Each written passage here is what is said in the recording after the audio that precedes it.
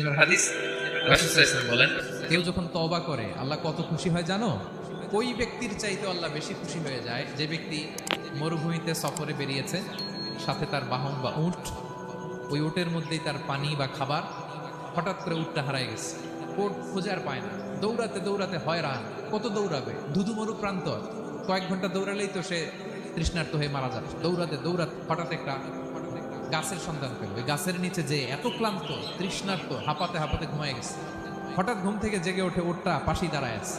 সে ঘুম থেকে উঠে তাড়াতাড়ি করে রশি ধরে ফেলছে। উঠের রশি ধরে বেচারা এত খুশি যে খুশির চোটে বলতে আরম্ভ করছে, আল্লাহুম্মা আনতা আবদি ওয়া আনা রাব্বুক। আল্লাহ, তুমি আমার গোলাম, আমি তোমার রব। তুমি দয়া করে এই ওটটা ফিরাই দিছো, আজকে তুমি ওটটা ফিরাই না দিলে আমি তো মরে যেতাম। প্রশংসা তোমার। চোটে সে যখন আমি আল্লাহরে ওর গোলাম বানায় আর ওরে আমার রব বানায়, ওই লোকটা ওই মুহূর্তে ঠিক যত খুশি আমার কোনো বান্দা তওবা করে যখন আমার কাছে ফিরে আসে